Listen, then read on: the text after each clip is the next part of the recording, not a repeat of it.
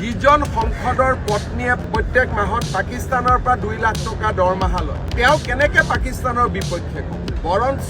ডেলিগেশ্যনত যিখিনি ঘটনা হ'ব আলোচনা হ'ব সেইখিনি খবৰহে তেওঁ আন শত্ৰু ৰাষ্ট্ৰক দি দিব সেইকাৰণে মই ৰাহুল গান্ধীক অনুৰোধ কৰিছোঁ যে আপুনি এনেকুৱা মানুহৰ নাম অন্তৰ্ভুক্ত নকৰিব যি ৰাষ্ট্ৰৰ নিৰাপত্তাৰ প্ৰতি ভাবুকি হ'ব আৰু মই ভাবোঁ যে ৰাহুল গান্ধীয়ে নিশ্চয় দেশৰ নিৰাপত্তাৰ স্বাৰ্থত এনেকুৱা ধৰণৰ নাম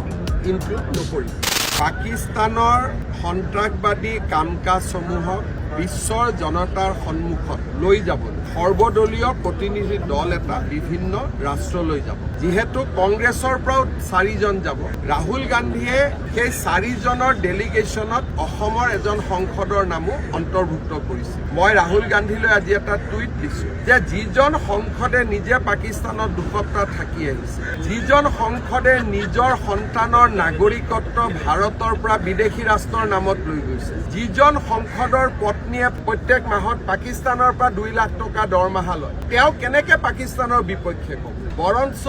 ডেলিগেশ্যনত যিখিনি ঘটনা হ'ব আলোচনা হ'ব সেইখিনি খবৰহে তেওঁ আন শত্ৰু ৰাষ্ট্ৰক দি দিব সেইকাৰণে মই ৰাহুল গান্ধীক অনুৰোধ কৰিছোঁ যে আপুনি এনেকুৱা মানুহৰ নাম অন্তৰ্ভুক্ত নকৰিব যি ৰাষ্ট্ৰৰ নিৰাপত্তাৰ প্ৰতি ভাবুকি হ'ব আৰু মই ভাবোঁ যে এইটো ডেলিগেশ্যন দিয়াৰ তেওঁৰ দায়িত্ব ৰাহুল গান্ধীয়ে নিশ্চয় দেশৰ নিৰাপত্তাৰ স্বাৰ্থত এনেকুৱা ধৰণৰ নাম ইনক্লুড নকৰিব